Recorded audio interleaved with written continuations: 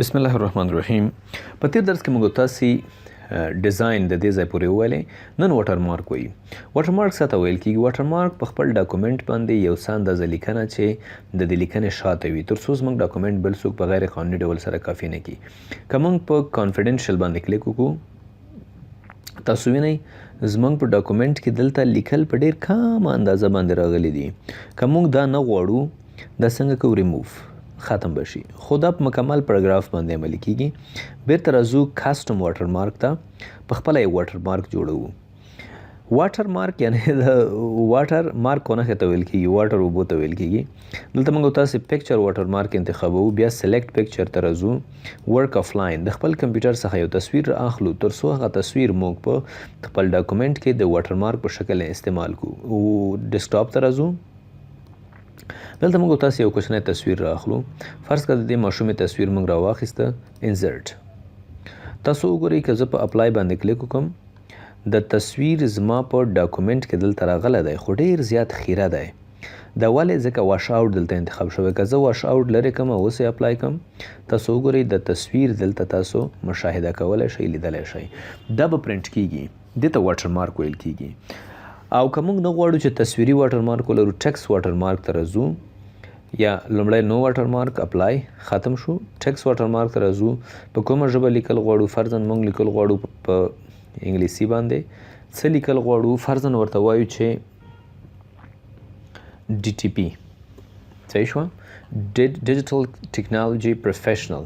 په کوم فانټ کې لیکل غواړو؟ فرضاً ایریل بلیک کې.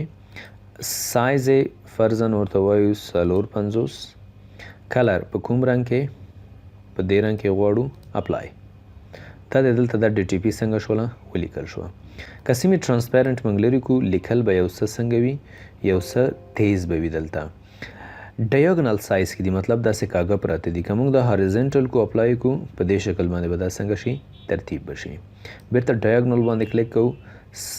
سایز او همدارنګه که موږ د دې غواړو سایز یو څه غټ کړو اپلای. داسې مو ورته سایز څنګه کړه؟ غټ مو کړه. کلوز. خو یاد ولرئ دا کوم واټر مارک چې موږ عملي کړه دا زموږ په مکمل ډاکومنټ باندې څنګه کیږي؟ اپلای کیږي. دا څلورمه صفحه زه ختموم چې دا یوه صفحه ختمه شي، 3 صفحې موږ ته ښکاره شي. دا په مکمل ډاکومنټ که 100 صفحې وي په 100 صفحو باندې هم څنګه کیږي؟ عملي کیږي. د دې په خاطر چې موږ او تاسې په مختلفو فصلونو کې مختلف واټر مارک استفاده کوو یا په مختلفو فصلونو کې یا مختلف صفحو کې موږ مختلف واټر مارک استعمال کوو نو موږ سیکشنونه بریک کوو. فرضاً اوله صفحه کې موږ یو قسم واټر مارک ورغورځولو، موږ بل رقم، دریم قسم بل رقم. لومړۍ صفحې اخر سر ته راځو. دلته ورته وایي لی آوټ بریک او په بریک کې ورته وایي نیکسټ پیج. دلته دا سیکشن بریک شو. دویمه صفحې بیخ ته راځو ورته وایو بریک نیکسټ پیج. 3 سیکشن اوس څنګه شول؟ انسرټ شول. اوس که موږ د هیډر او فوټر په ساحه ډبل کلیک وکړو تاسو وګورئ سیکشن 1 سیکشن 2 سیکشن 3. اوس موږ غواړو لومړۍ صفحه کې یو قسم واټر مارک راشي، دویمه کې بل قسم، دریم کې بل قسم. لومړی لینکونه ختمو. دې لینک باندې کلیک کوو، لینک ټو پریویس. په دې لینک باندې هم کوو، لینک ټو پریویس نه به ختم شي. اوس تاسو لومړۍ صفحه کې موږ همدا غواړو. دویمه صفحه کې موږ غواړو چې ډي ټي پي دې ولیکل شي خو ډیزاین ته موږ راځو. دلته فارمیټ باندې کلیک کوو. دا ډیزاین داسې ورته تغییرو. صحیح شوه. په دویمه صفحه کې به داسې ولیکل شي. یا که لیکل تغییرول غواړئ ایډیټ ټیکسټ باندې کلیک وکړئ. فرضاً ډي ټي پي 2 یعنې د دویمې صفحې ډي ټي پي ده. بیا راځو د دریمې صفحې د هیډر او فوټر موډ نه به نه وځئ. بیا دلته راځو یو بل ډیزاین ورته انتخابو. فرضاً داسې ډیزاین یا فرضاً داسې لږ کوږ او ایډیټ ټیکسټ کې دلته فرضاً ورته لیکو 3. اوکې. اوس تاسو ولید بیرون من کلیک وکړو. لومړۍ صفحه کې یو قسم واټر مارک راغی، دویمه صفحه کې بل قسم راغی او دریمه صفحه کې بل قسم واټر مارک راغی. موږ تاسو ډېر په اسانه سره وکولی شول چې هرې صفحې ته خپل یو قسم واټر مارک موږ څنګه کو راولو پکې او هغه ور باندې عملي کو. ډېر په تیزۍ مې وویل خو مجبور ویډیو سایز زیاتیږي. پیج کلر دلته موږ خپل صفحو ته مختلف رنګونه ورکولی شو. ګورئ موږ خپل صفحو ته دا رنګ ورکوو. دا صرف د ډیزاین په خاطر باندې دی، پرنټیبل نه دی ملګرو. موږ نشو کولی دا پرنټ کو. په صنف کې بیا موږ اکثر زده کوونکو ته هغه طریقې ښیو چې څنګه بیا موږ کولی شو دا پرنټ کو. اوس ګوره دا موږ که کنټرول پی وهو، تاسو دلته وګورئ دا ډیزاین پرنټیبل نه دی. دا کوم بلو کلر چې ما د بیکګراوند ته د خپل صفحې ورکړی دا پرنټیبل نه دی. ځکه پرنټیبل نه دی بس نه دی نو که موږ غواړو چې دا پرنټ کو نه به پرنټ کیږي. خو یوه طریقه شته، هغه طریقه دا ده موږ باید خپل دغه فایل د پی ډي اف په ډول باندې څنګه کو، لومړی ثبت کو، بیا پی ډي اف کې موږ کولی شو چې دا د کوم رنګ چې موږ بیکګراوند ته ورکړی دی بیا پی ډي اف د لارې نه موږ کولی شو دا څنګه کو پرنټ کو. بېرته راځو پیج کلر ته، دلته ورته وایو چې نو کلر. پیج کلر به موږ ته خط څنګه شي ختم بشي. پیج بارډر ته راځو. دلته موږ کولی شو خپل صفحې ته یو بارډر ورکو. د مثال په ډول موږ باکس والا بارډر ورکول غواړو.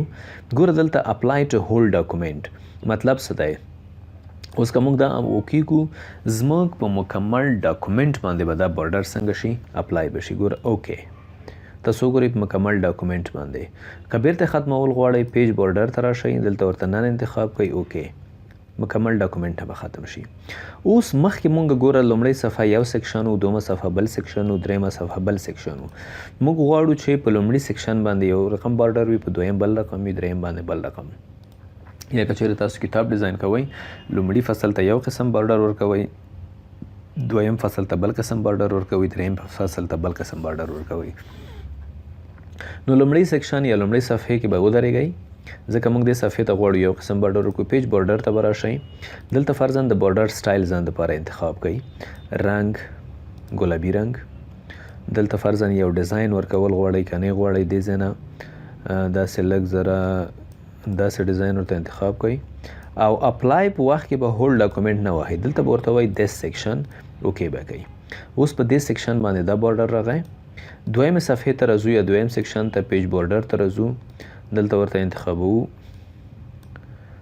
د دوی دپاره رنګ انتخابوو دا رنګ، اوکې دا اوس موږ هول ډاکومنټ انتخاب کړی و که نه. نو موږ به راشو پیج بارډر، دلته به ورته انتخاب کو، دس سیکشن باید موږ انتخاب کو تر څو زموږ او ستاسې په همدې سیکشن باندې څنګه شي اپلای شي. دس سیکشن اوکې دې سیکشن باندې راغی. دریم ته راځو پیج بارډر، دلته ورته وایو چې رنګ دلته انتخابوو، فرض کا داسې ګرین رنګ، اوکې ودرېده. یا ما ورته پیج بارډر دلته به ورته انتخاب کو دا یو یا ټول یو رقم راشي او رنګ به ورته انتخاب کو شین، خو ورته به وایي دس سیکشن، اوکې.